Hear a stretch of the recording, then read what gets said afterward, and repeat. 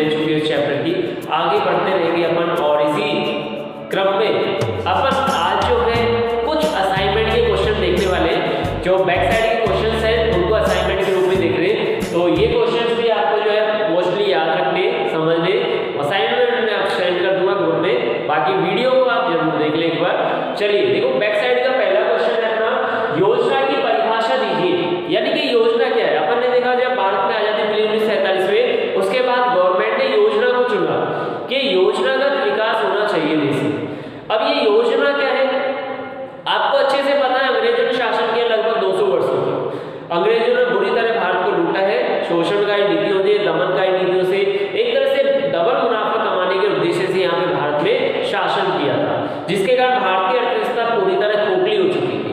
ऐसी कंडीशन में भारत को छोड़ा था कि भारत जो है पूरी तरह सबल नहीं था, पूरी तरह एक तरह से असहज महसूस कर रहा था। लेकिन उस कंडीशन में जरूरत थी भारत को आगे बढ़ने की, क्योंकि आजादी मिल चुकी है, आजादी मिल चुकी है। अब अपन को काम करना है, खुद काम करना है, अपने दम पे करना है, आगे बढ़ना है। उस कंडीशन में भारत ने अपनाया योजना कि हम एक सर्वांगीण विकास के लिए, एक परिपूर्ण विकास के लिए योजना को अपनाएंगे और योजना के अकॉर्डिंग काम करेंगे और हम अच्छे लेवल पे बन करके दिखाएंगे। जैसा आपने हमें छोड़ा है, अंग्रेजों को कह दिया था चले जाओ, कुछ साल बाद भारत को देखना मानचित्र में अलग ही नजर आएगा। और वही कंडीशन में भारत ने योजनागत विकास को अपनाया और विशेष सर्वांगीण विकास के लिए योजना को रूप दिया। योजना का मतलब ये है कि अपन कैसे काम करेंगे, क्या करेंगे, आने वाले समय में किस तरह विकास करेंगे, उसकी रूपरेखा निर्धारित करना ही क्या है, योजना है। तो योजना क्या है? एक तरह से सर्वांगीण विकास को प्राप्त करने के लिए निर्धारित की गई रूपरेखा। ठीक है, ओके। तो आगे देखिए, भारत ने योजना को क्यों चुना? मैंने अभी आपको बताया भारतीय अर्थव्यवस्था काफी परेशानी में आ गई थी आजादी के बाद, यानी एक तरह से दोहरा शोषण हुआ था अंग्रेजों के द्वारा, जिसके भारतीय अर्थव्यवस्था में सभी कार्य एक तरह से अवरुद्ध हो गए थे। ऐसी कंडीशन में यहाँ पे गवर्नमेंट ने प्रयास किया कि योजनागत विकास करके अपन देश को आगे बढ़ाएंगे और विकास की गति को पुनः स्थापित करने का प्रयास करेंगे। तो उसी क्रम में यहाँ पे सरकार ने क्या किया, योजना को अपनाया।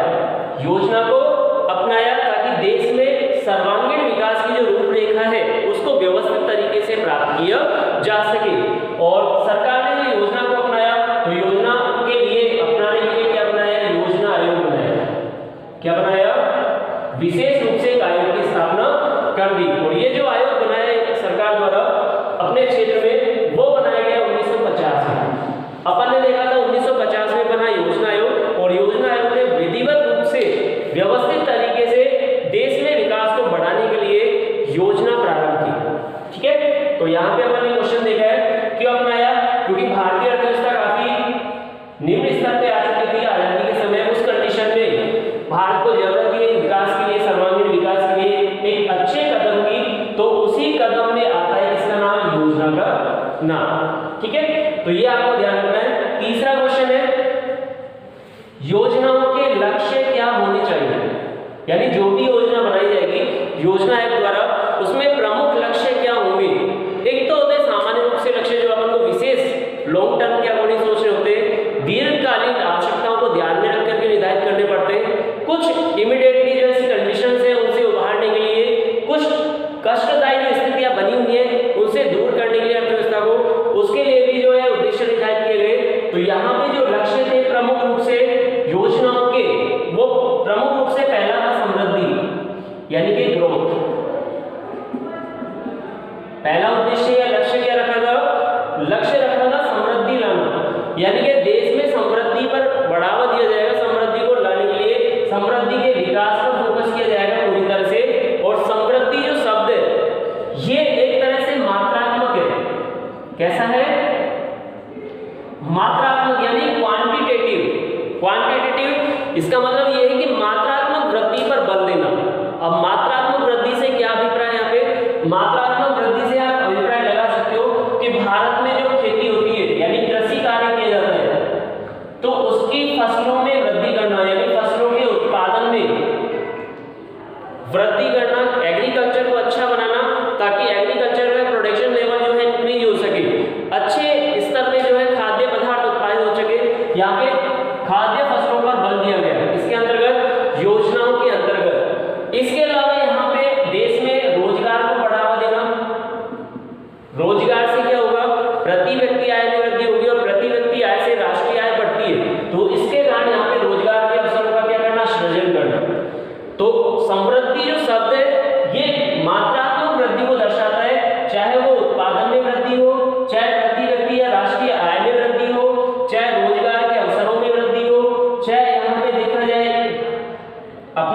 सारे सेवाओं का उसके विकास में वृद्धि हो। तो समृद्धि एक तरह से क्या करती है, मात्रात्मक वृद्धि को प्रस्तुत करती है, पहला लक्ष्य था। दूसरा था समानता के साथ। समानता का मतलब है सभी क्षेत्रों में पिछड़े हुए क्षेत्रों को विकास से जोड़ना, ताकि अन्य जो पिछड़े क्षेत्र है वहां पर भी आर्थिक विकास को बढ़ावा दिया जा सके और संतुलित रूप से देश में आर्थिक विकास हो सके। इस पर बल देने के लिए यहाँ पे सेकंड प्रमुख लक्ष्य रखा गया समानता का। इसके अलावा यहाँ पे समानता का अभिप्राय देखिए, महिला और पुरुष, महिला व पुरुषों को समान अवसर प्रदान करना सभी क्षेत्रों में, यानी कि महिला और पुरुष में कोई भेदभाव नहीं होगा, सभी क्षेत्रों में जो महिलाओं को भी और पुरुषों को भी समान अवसर प्रदान किए जाएंगे। तो इससे तरह भी समानता के उद्देश्य को जोड़ा गया। इसके अलावा यहाँ पे समानता का अभिप्राय यहाँ से कि जो पिछड़े हुए क्षेत्र है वहाँ के जो लोग हैं, पिछड़ी हुई जनजाति मान लीजिए आप, तो वो जिस तरह पीछे है, इस तरह रोजगार में पीछे है, वो है ना, आय के स्तर में पीछे, तो इस तरह जीवन स्तर में भी उनका लो लेवल देखा जाता है, खान पान में भी इस तरह अच्छा नहीं है उनका। तो ऐसे क्षेत्रों को भी अपन को ऊंचा उठाना है ताकि और लोगों के समान वो आ सके, जो सामान्य लोग हैं, मध्यम वर्ग है, उनके लेवल में वो अपना जीवन यापन कर सके। लगभग ऐसी स्थिति में उनको समानता से जोड़ना भी क्या है, समानता का लक्ष्य माना जाता है। इसके बाद देखिए तीसरा लक्ष्य रखा गया आपका आत्मनिर्भरता।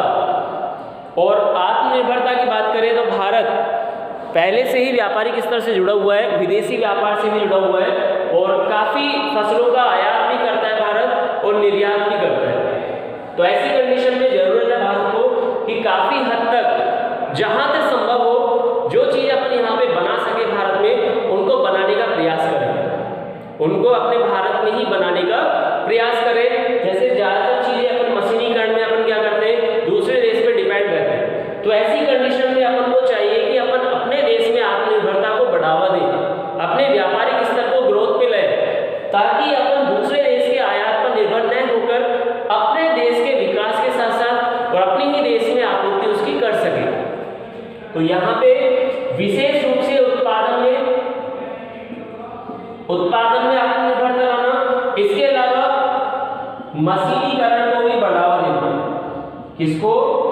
मशीनीकरण को भी बढ़ावा देना विशेष यहाँ पे लक्ष्य था आत्मनिर्भरता के साथ। और उत्पादन की बात करें तो उत्पादन में अपन ने देखा था खाद्यान्न फसलों में विशेष रूप से कदम उठाया गया था।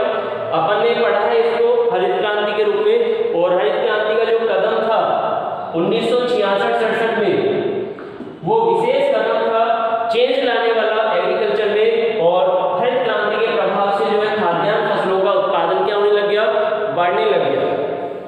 तो 1960 के दशक की बात करें तो 1960 के दशक में भारत जो है खाद्यान्न के क्षेत्र में हो गया क्या, आत्मनिर्भर। यानी अब अपन को दूसरे देश से खाने योग्य फसलें खरीदने की आवश्यकता नहीं है, हम इतने आत्मनिर्भर हो चुके हैं उत्पादन के स्तर से देखा जाए। क्योंकि गेहूं का उत्पादन आपने देखा था इस क्रांति के कारण क्या हुआ था, काफी हद तक बढ़ चुका था, कई गुना बढ़ चुका था, जिससे देश में खाद्यान्न की आपूर्ति होने लग गई। तो ऐसी कंडीशन में अन्य क्षेत्रों में भी, यानी कृषि के साथ तो आत्मनिर्भरता प्राप्त करनी है, उत्पादन में खाद्यान्न फसलों में तो आत्मनिर्भरता लेनी थी। इसके अलावा और जो अपन दूसरे देश से आयात कर रहे थे, यानी कि मशीनीकरण के क्षेत्र में छोटे उपकरण वगैरह, मशीनें, ट्रैक्टर वगैरह, इन चीजों का भी भारत में क्या होने लगे, विनिर्माण होने लगे। इस पर भी अपन को क्या देना है, बल देना है। विशेष रूप से विदेशी टेक्नोलॉजी या फिर जो भी संसाधन अपने पास है उनका यूज करते हुए प्रयास करना चाहिए, भारत में ही एक उपक्रम स्थापित करना चाहिए जो अपनी जरूरतों को पूरा कर सके। तो उसके लिए भारत ने क्या किया, यहाँ पे सरकार ने आत्मनिर्भरता पर बल दिया।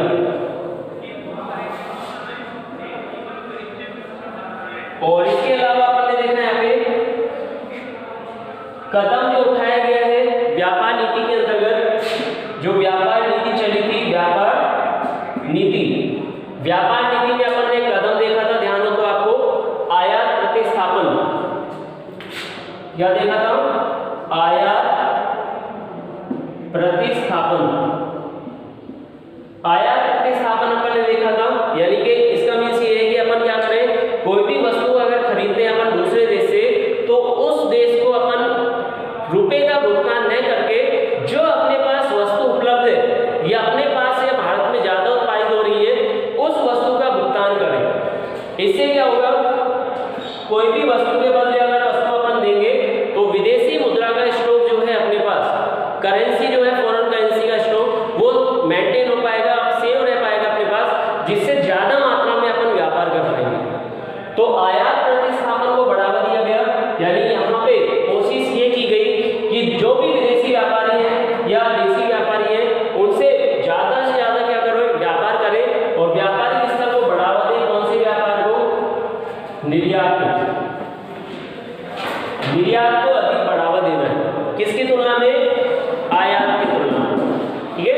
तो यहाँ पे आयात प्रतिस्थापन के स्तर पे देखें तो दो विशेष कदम उठाए गए।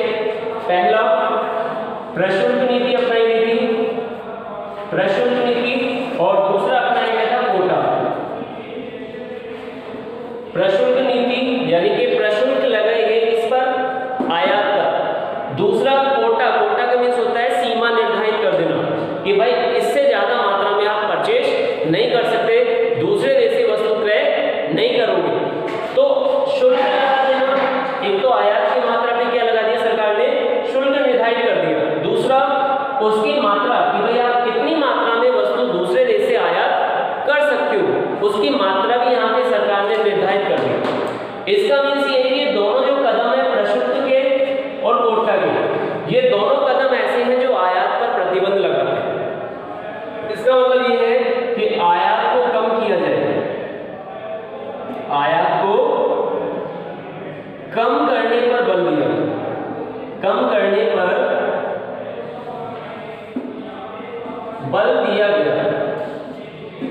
अब आयात को कम करने पर बल दिया गया और बढ़ावा दिया गया किसको, निर्यात को। निर्यात को प्रोत्साहन दिया गया, यहाँ पे निर्यात को प्रोत्साहन। इससे क्या हो गया, कई जो व्यापारी ज्यादा मात्रा में परचेज कर रहे थे पहले विदेशों से, उनकी मात्रा कम हो गई और शुल्क भी अब ज्यादा देना पड़ रहा है, तो काफी महंगा हो गया उनको खरीदना, दूसरे देश से परचेज करना यानी कि आयात करना। इससे क्या होगा, व्यापारी कम मात्रा में परचेज करेंगे। कोशिश ये रहेगी भाई इतना महंगा अपन खरीदेंगे दूसरे देश से, क्यों ना यही प्रयास किया जाए। तो प्रेरणा जो मिलने वाली है उनको आत्मनिर्भर की होने वाली है, आत्मनिर्भर की प्रेरणा मिलने वाली है, क्योंकि काफी हद तक अपन डिपेंड रह चुके हैं, लेकिन अब अपन को दूसरे देश पर डिपेंड नहीं होना। ऐसी कंडीशन में अपन को आत्मनिर्भरता पर बल देना है, और जब तक अपन रोकेंगे नहीं आयात को तब तक आत्मनिर्भरता नहीं हो सकती। इसलिए यहाँ पे आयात पर प्रतिबंध लगाने के लिए प्रशुल्क और कोटा जैसी नीतियों का क्या किया गया, संचालन किया गया। इससे क्या हुआ, निर्यातों में प्रोत्साहन मिला और आयात में क्या होने लगी, कमी होने लगी। तो ये विशेष कदम था जहाँ पे गवर्नमेंट द्वारा उठाया गया और आयात प्रतिस्थापन को बढ़ावा दिया गया। इसके बाद अपन ने देखा 1966 में जो विशेष क्रांति चली है, ग्रीन रिवॉल्यूशन, उसके अंतर्गत काफी हद तक खाद्यान्न फसलों का, इसका खाद्यान्न फसलों का उत्पादन बढ़ गया, उत्पादन बढ़ा किसका, खाद्यान्न फसलों का। अब किसानों के पास खाद्यान्न फसलें अच्छी उत्पादित होने लगी, खेती बाड़ी अच्छी होने लगी, तो उच्च पैदावार वाली किस्मों का जो बीज थे उनका उपयोग होने लगा, जिससे एग्रीकल्चर नॉर्मली बढ़ नहीं था, इससे खाद्यान्न फसलों का उत्पादन भी बढ़ा। और विशेष रूप से जो किसानों के पास फसल होती थी,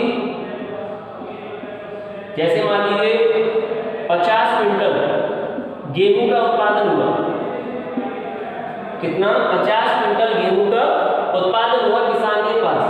अब परिवार को मान लीजिए चाहिए 5 क्विंटल ज्यादा परिवार के लिए, परिवार की आवश्यकता के लिए कितना चाहिए, केवल लगभग 5 क्विंटल मान के चल रहे हैं अपन, उस परिवार को अपने भोजन की व्यवस्था के लिए चाहिए। टोटल कितना उत्पादन हुआ है, 50 क्विंटल। परिवार के उपभोग के लिए कितना चाहिए, केवल 5 क्विंटल चाहिए, बचा कितना, 45 क्विंटल। अब क्या करे इसका किसान, अब इसका किसान क्या करेगा, इसको बाजार में बेचेगा। क्या करेगा, बाजार में बेचेगा। भाई बेचेगा ही और क्या करेगा, उसको सड़ाएगा तो नहीं, घर में स्टोव में बंद करके रख ले, भाई अगले गई वीडियो 2-4 वीडियो की गई, ऐसा तो है नहीं, है ना। तो वो क्या करेगा, जो भी एक्स्ट्रा उत्पादन है उसका, उसको मार्केट में बेचने का प्रयास करेगा। तो ये जो मार्केट में एक्स्ट्रा उत्पादन बेचा जा रहा है, यानी कि 45 क्विंटल का, ये कहलाएगा विक्रय अधिशेष। क्या कहलाएगा, विक्रय अधिशेष इसको बोला जाएगा। डेफिनेशन अपने चैप्टर में आ सकती है, 1 नंबर में एग्जाम में आती है, विक्रय अधिशेष क्या है। तो किसानों के पास उनकी आवश्यकता के अतिरिक्त जितनी मात्रा में उत्पादन बचता था, जिसको वो बाजार में बेचते थे, उस बाजार में बेची गई मात्रा को कहते हैं विक्रय अधिशेष। अधिशेष, ठीक है, यानी कि विक्रय की अधिक मात्रा, जो शेष बची हुई मात्रा है उसको विक्रय किया जा रहा है यहाँ पे किसानों द्वारा बाजार में, तो उसी मात्रा को यहाँ पे बोला गया है विक्रय अधिशेष। ये आपका क्वेश्चन बनता है। तो विक्रय अधिशेष का मींस क्या है, किसानों द्वारा बाजार में बेची गई अतिरिक्त मात्रा या फसल की मात्रा को अपन विक्रय अधिशेष कहते हैं। तो ये डेफिनेशन आपको ध्यान रखना है। और इसके अलावा अपन ने देखा था यहाँ पे ये फसल के उत्पादन में काफी बड़ा योगदान था भू सुधार का, भू सुधार कार्यक्रम चलाए गए थे विशेष रूप से, और इसके लिए अपनाई गई थी कृषि नीति। क्या अपनाई थी? कृषि नीति को अपनाया गया था। और कृषि नीति के अंतर्गत ही अपन ने देखा था विशेष रूप से